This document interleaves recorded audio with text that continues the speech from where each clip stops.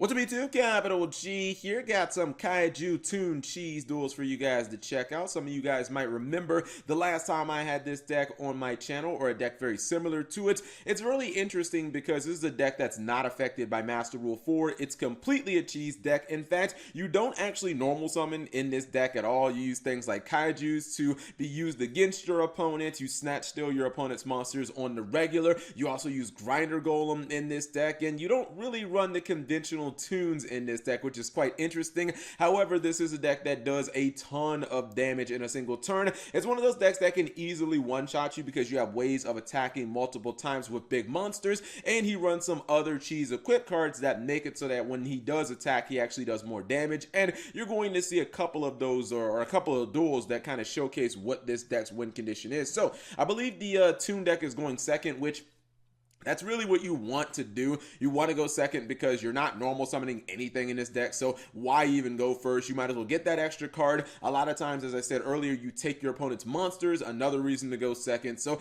this deck is more suited for kind of going second in that playstyle. So his opponent is playing Dinosaur, Thunder, or Dragons, and he opens fairly okay. He did take a -1 there overall, but his card quality I think is pretty good. He's got the Overtext Quoteless, which actually kind of floats, so maybe that won't, that -1 won't really matter that much. And then he also has Logia, which if it negates, it's a +1. So again, I think he has ways of getting his advantage back with these monsters that have built-in negation. And he goes for the Pot of Desires. That's going to get negated. He is going to activate Quoteless to get a card back. Goes for Hidden Armory. First Toon Kingdom is going to be negated as well, but he is just going to search for a second copy. It's important because he's going to activate Comet Can. That is your Snatch Steal. And then he's actually going to activate Hidden Armory. He did not normal summon this turn because you don't normal summon. Goes for the Mage Power and then goes for the Toon Rollback. Now this Logia does not have Exceed Materials. However, it can attack twice now. And his opponent has an open field. He's able to do some massive battle damage. Not quite enough, but he's able to get his opponent down to 200 life points, which I would say is one of the biggest, it's one of the biggest mistakes a Yu-Gi-Oh player can do, is leave your opponent with that little teeny bit of life points, because usually it does not end well for you. But you see the type of damage that the Toon deck could do. If he had another spell or trap to set on the field, he ends up winning the duel there because he one-shots his opponent, able to do 8,000 damage easily. But you can see his opponent is right back in this duel, summoning Ultimate Conductor Tyranno. Probably going to go for Chambara because it is a card that does a ton of damage here. And now he's going to be on the back foot. And I think he's going to get down under 1,000 life points. But now he has made the mistake of getting his opponent, again, very low, but not actually killing him. Now, when it goes to advantage, obviously the duel's in his favor. He has Disruption with the Ultimate Conductor Tyranno. However, he's not even going to need it because he gets that perfect top deck. That's Toon Rollback, or yeah, Shadow Toon. Excuse me, I'm getting my Toon cards mixed up. And this card does have a Ring of Destruction like burn damage effect. All you need to do is activate it while you have a Toon card on the field. You get to choose one of your opponent's monsters and you burn them for attack. I believe is it original attack?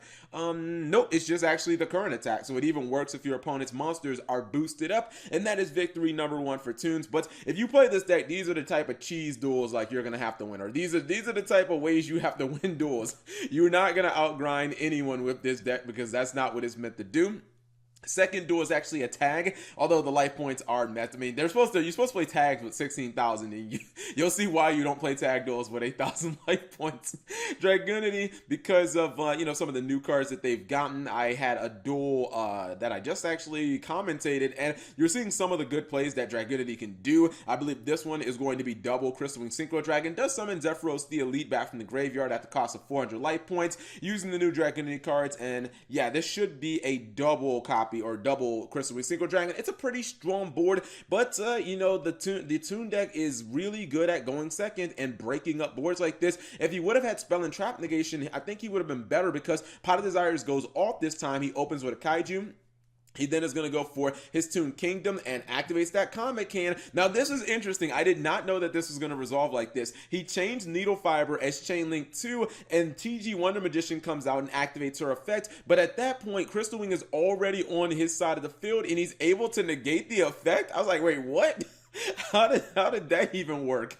Now he does get the draw a card because the Wonder Magician is destroyed by a card effect, but he has that mage power once again, and now he basically is going to do the same thing that he wanted to do in the first duel, except now he can actually attack directly with the Comic Hand because his opponent does not control a Toon Monster. And wouldn't you know, this is so random. At first I watched this duel about 3 times. I was like, how did his life points get low? How exactly is he able to one-shot his opponent? It was that freaking Zephyros. Him paying 400 life points for that Zephyros actually lost him the duel because he gets one shot by a 7900 Crystal Wing Synchro Dragon that can attack directly. I couldn't figure out how he took any damage. I was like, wait, what the hell? But yeah, that Zephyros the Elite, man, it ended up getting him in the end. And you see 2 duels where the Kaiju Toon deck is able to do what it wants to do. It's able to play basically cheese Yu-Gi-Oh! Let me pause for a second to show you guys what the deck looks like. Alright, so this is what the deck looks like on paper. It's really interesting. One of the jarring things that I felt about this deck,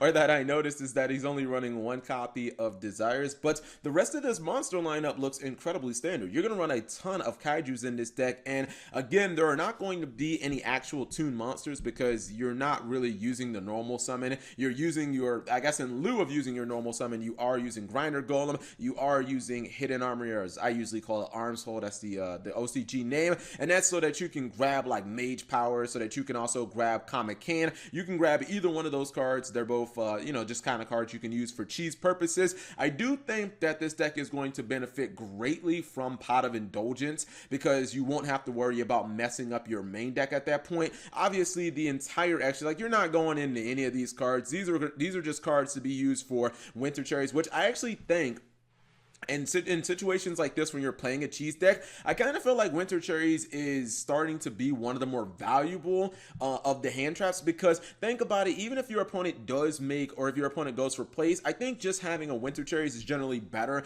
than having like an Ash or having like a Ghost Ogre, because if you can eliminate the Isolde, you can eliminate the Firewall Dragon or the Sayuja Skull Dread, the Summon Sorceress, your opponent's not going to be able to get to the final, destination that they want, and they're going to end with a fairly mediocre board, and you're probably going to be able to cheese them with a Kaiju, or taking their big boss monster, equipping it with Mage Power and having it attack for a billion life, or a billion attack at that point. So I actually feel like Winter Cherries is the best hand trap for a deck like this, because if decks try to play you straight, like if you play against a deck like Altergeist, or if you play against a deck like Sky Strikers, you shouldn't be looking to try to grind with them. You should basically be looking to get all your resources up within the first couple of turns and just like completely unload on them in one shot. So you don't have to worry about grinding, and those decks can't really kill you even if you leave them with, or if you give them a completely open field, like they can't kill you anyway. So you can just like pass for a couple of turns.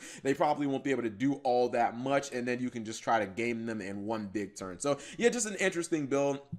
Not sure if, something like set rotation is needed when you're already running terraforming, but I guess it makes sense because he is running the Kaiju Waterfront to be able to like search the Kaiju cards, and there are enough spell cards in here, especially with Toon Table of Contents, where you can get a bunch of these counters, enough just regular spells like, Hidden Armory, Toon Table of Contents, Upstart Goblin, I guess Interrupted Kaiju Slumber would be another one. But yeah, this has always just been kind of a fun deck, and it's going to get a little bit better with Pot of Indulgence soon with Savage Strike.